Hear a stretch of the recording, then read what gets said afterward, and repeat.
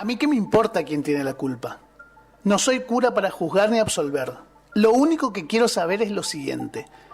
¿Cómo nos hemos acostumbrado a ver esta escena, la de las largas colas en las estaciones de servicio, que es acostumbrarse a que los precios suben y lo único que uno puede hacer al respecto es adelantar consumo?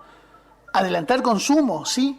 En este caso para ahorrar quizás 300 pesos por única vez. ¿Cuánto dura ese ahorro? Hace unos 7 años que estamos viendo cómo la inflación hace que el dinero de lo poco que gana uno queme en la mano de uno. Uno cobra y tiene que salir corriendo a adelantar consumo. Uno que trabaja y cobra, por supuesto, porque hay muchos que ni eso.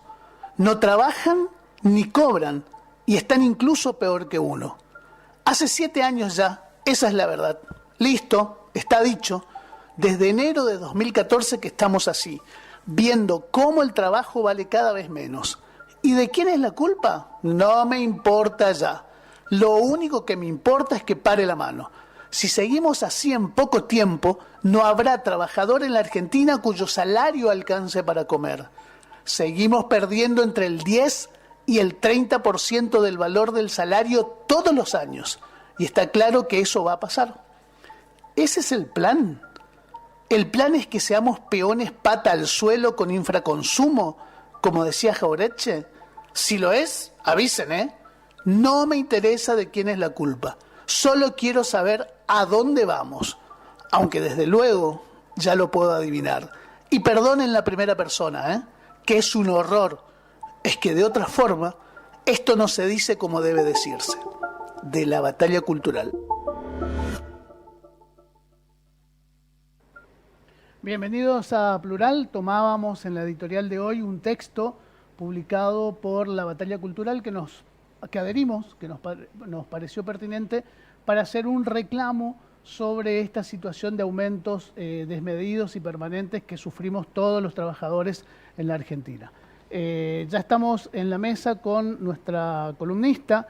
Hoy se incorpora a Plural Miriam Duarte para hablar de determinados temas relacionados siempre a la violencia, al lenguaje inclusivo incluso. ¿Cómo estás, Miriam? Bienvenida. ¿Qué tal? ¿Cómo estás? Muy buenas noches. Estábamos hablando recién justamente sobre el disparador que implica este lenguaje inclusivo en determinados tipos de violencia. ¿Por qué sucede esto, Miriam? Sí, en realidad venía pensándonos cómo asociamos con tanta facilidad o cómo ha quedado instalada una asociación directa en los últimos tiempos cada vez que hablamos de violencia con el concepto género y viceversa. Y en este pensar, digamos, qué es lo que ocurre con nuestra sociedad, con nuestra cultura en relación a estos dos conceptos, me pareció que justamente aquello que consideramos que se denomina lenguaje inclusivo, que yo por ahí más tiendo a denominarle lenguaje igualitario más que inclusivo. O lenguaje binario, como me gusta llamarlo a mí. Sí, o no binario. No binario, perdón, no binario, claro, sí, sí. Me pareció que es justamente un aspecto que denota lo cultural que es el trabajo en estas problemáticas, en estas temáticas, antes que problemáticas, en estas áreas de pensamiento, si uno quiere, ¿no? Y pensando en esto, debido a que en las últimas semanas me encontré en muchísimos ámbitos se viene viendo ya desde hace un tiempo la violencia que genera en algunas personas la irrupción de esta nueva moda o forma de lenguaje que implica incluir la E en lugar de la O la A, ¿no? Que en su momento implicó una reacción similar cuando se incorporó en el discurso el todos y todas, primero, claro. Después se reemplazó esa letra, digamos, que denota género, se reemplazó por una X y luego se pasó a incorporar una E. Entonces, bueno, me preguntaba justamente qué es lo que nos pasa, que el uso de una letra o la modificación de una letra dentro de determinadas palabras genera tanta violencia, tanto enojo, tanta resistencia. Y me parece que es un puntapié muy importante, muy interesante para empezar a pensar justamente por qué los temas relacionados a género y relacionados a violencia generan justamente esa reacción. ¿Y por qué generan esa reacción? Y creo concretamente que por ese trasfondo cultural que tienen, que aquello con lo que nacimos, que aprendimos desde nuestra primer infancia y que adoptamos como natural, es decir, el hecho de que cuando una persona gestante, diríamos hoy, está cursando un embarazo, se le atribuyen a esa criatura que está en el vientre determinadas características ya en función de su sexo biológico, que es lo que se puede ver, digamos, desde una ecografía. Esto es desde comprarle ciertos juguetes o ciertos adornos para la habitación, ciertos colores de ropa, y ya esos progenitores, la mayoría de las veces, empezar a proyectar una cierta historia de vida para esa criatura que todavía no ha tenido ninguna posibilidad, por ejemplo, de mirarse al espejo. Entonces, bueno, como nacemos y crecemos escuchando determinadas cosas, las tomamos como naturales, pero en realidad falta muchísima conciencia o no somos conscientes hasta avanzada edad de que son en realidad prácticas culturales, ¿no? Siempre digo yo cuando abordo estos temas, particularmente lo que tiene que ver con género, que en realidad ninguno de nosotros eligió, si bien hay algunas teorías que dicen otra cosa, eligió dónde nace, ¿no? Nosotros cuando nacemos claro, en una determinada ciudad, en un determinado país, en una determinada cultura que va a condicionar nuestra religiosidad, nuestros gustos alimentarios, una cantidad de cuestiones que no hemos elegido.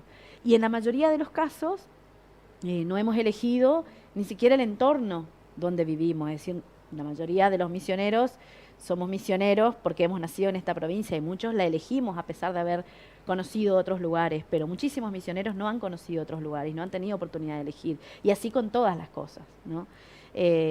Así que bueno, así como esto, también pensar que las cuestiones de género y las cuestiones ligadas a la sexualidad han tenido un pasaje por todas las culturas, desde las antiguas hasta la actualidad, por muchísimas etapas que han generado incluso situaciones de cercenamiento extremo. Todavía tenemos cultura que producen mutilación genital femenina. Hay un montón de cuestiones que la mayoría de nosotros no ha podido elegir y no puede elegir en gran parte el transcurso de su vida. Por ejemplo, digo, en nuestra infancia también asumimos casi como natural cuál es el entorno, el barrio donde crecemos, la escuela que vamos, los primeros amigos que tenemos, y en realidad esto está totalmente condicionado por las decisiones de nuestros padres, progenitores, tutores con quien vivimos. No elegimos ni siquiera a nuestros amigos, ¿no?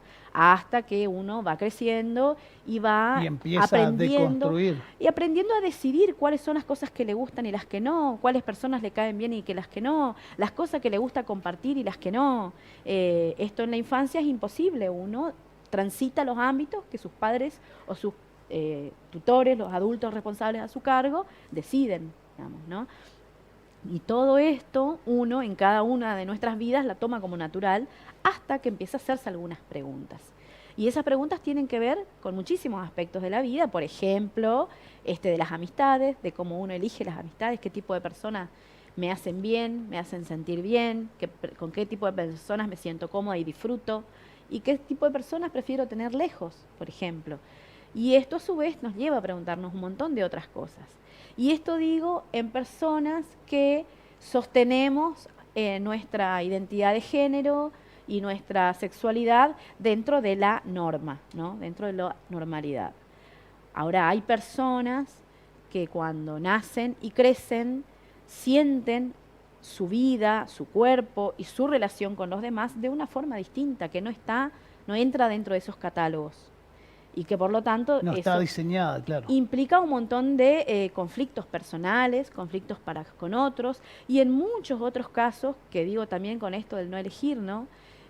Cuando hablamos de las cuestiones relacionadas a la sexualidad, por lo general también hablamos de varones y mujeres, y hablamos de varones y mujeres en todo caso con distintas orientaciones sexuales, pero la verdad es que toda la sexualidad, incluso la genitalidad, están dadas en realidad por muchísimos factores, que no es lo que uno elige, sino el cuerpo con el que viniste al mundo. Y ese cuerpo con el que viniste al mundo no siempre es el cuerpo de un varón o de una mujer, de acuerdo a nuestros estándares, ¿no? Muchas veces ese cuerpo está condicionado por una concentración de hormonas, por unos niveles, por una alteración cromosómica o por una distinta división de los cromosomas, que ninguno de nosotros puede elegir. Entonces, muchas veces se banalizan estos temas y se los toma como si fuera simplemente una cuestión de capricho o de decisiones que tienen que ver con ir en contra de los demás. Y en realidad estamos hablando de condicionantes que son totalmente biológicos y por lo tanto parte de la naturaleza, de nuestra naturaleza. Claro. Y eso sí que es lo que no podemos cambiar. La naturaleza es aquello que viene dado de acuerdo a... No a las normas culturales, No claro. tienen que ver con normas culturales, exactamente. Y que nuestras normas culturales nos han instalado a través del tiempo de que son de una manera. Y nos han invisibilizado muchas otras, que la verdad que en muchas culturas ancestrales han estado presentes históricamente, incluso no sé, en culturas que son parte de la génesis de nuestra cultura judeo-cristiana y occidental, como bueno, el Imperio Romano, como la expansión del Imperio Griego en su momento, habían figuras dedicadas a las deidades justamente que contemplaban esto que en ese momento se denominaba dualidad, que bueno, tiene que ver con esta cuestión biológica en la cual una persona no encaja dentro de una etiqueta específica y que se consideraban seres superiores. Se hablaba de dualidad y por lo tanto se hablaba de una cercanía mayor a la divinidad, y esto pasaba Como también. un plus. Claro, sí, sí, sí, era una categoría superior, digamos, desde el punto de vista social y sobre todo con una mirada religiosa en esas culturas. Incluso en Oriente, la figura del dragón, y en nuestro continente la figura de la serpiente también tienen que ver con ese potencial de algunas personas consideradas un estrato superior por estar más cerca de la divinidad. ¿Por qué? Porque para esas culturas la divinidad justamente trascendía toda característica de orden sexual, ¿no? Sin embargo, nuestra cultura, fundamentalmente desde la creación, digamos, de las religiones monoteístas, se ha centrado en el sostenimiento, digamos, fundamentalmente del proceso de reproducción, ¿no? La sexualidad como una práctica netamente reproductiva que en algunos momentos de la historia tuvo que ver con, bueno, básicamente con sostener ciertas culturas justamente por una cuestión de supervivencia, pero que en el transcurso del tiempo han ido, es decir, la aparición de las religiones monoteístas no Claro. es el comienzo de el cercenamiento, digamos, o el condicionamiento de los cuerpos. Es posterior. Y esto tiene que ver con las conducciones por ahí de esas religiones monoteístas, a las que no casualmente se les llama patriarcas, Claro. ¿no?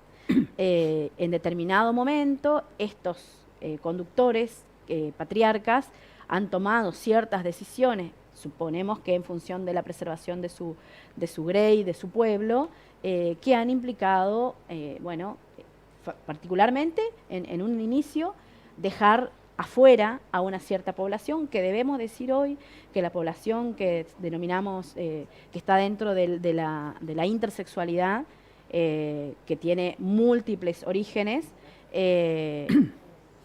se dice, digamos, de acuerdo a algunas investigaciones, que está en torno o incluso superior a la población de pelirrojos en el planeta. Estamos hablando de un número muy importante en los casos que son visibles físicamente. Claro. Después lo que tiene que ver con lo cromosómico y con lo hormonal no es visible, pero también integran ese colectivo. Y después, de pasada esta etapa, digamos, de esto de quedar afuera de la comunidad, viene otra etapa que es el ejercicio de la violencia, ¿no? ¿Cómo?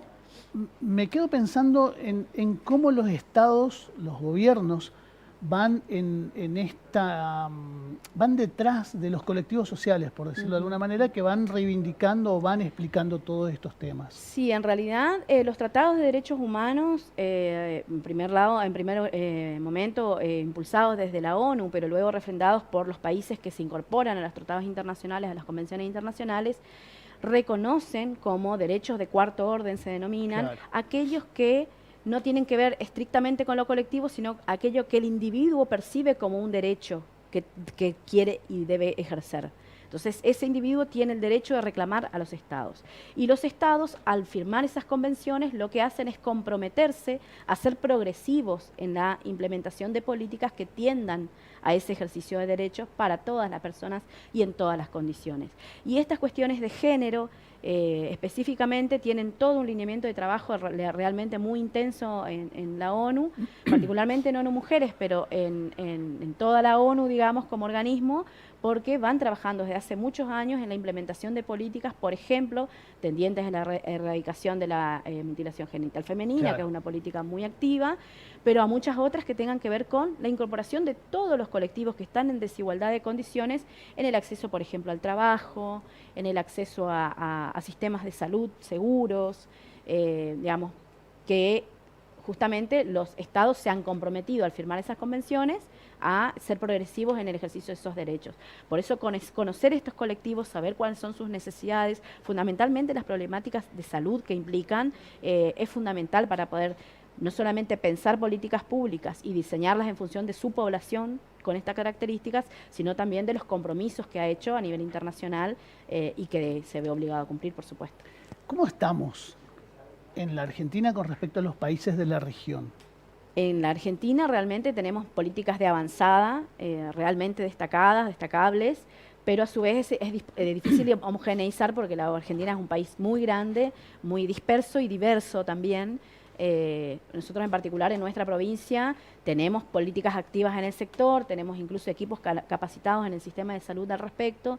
La propensión ahora, digamos, es a expandirlo a otros órdenes de la política pública, la formación para los profesionales en estas materias, justamente para empezar a entender que esto es una cuestión propia de la naturaleza biológica de los seres humanos y que más allá de eso sus libres elecciones personales no tienen por qué ser cuestionadas por nadie, digamos, ni social, claro, ni políticamente, porque tiene que ver con el ejercicio de sus derechos, ¿no?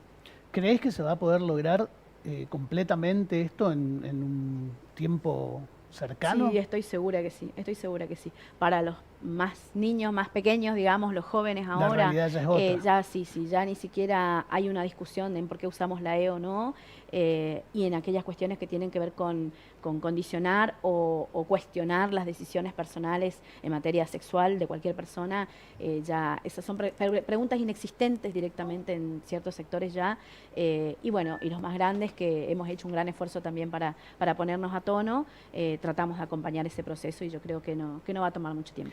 Esto no es por estrato social, nos cruza transversalmente a todo. La reacción contraria, digo.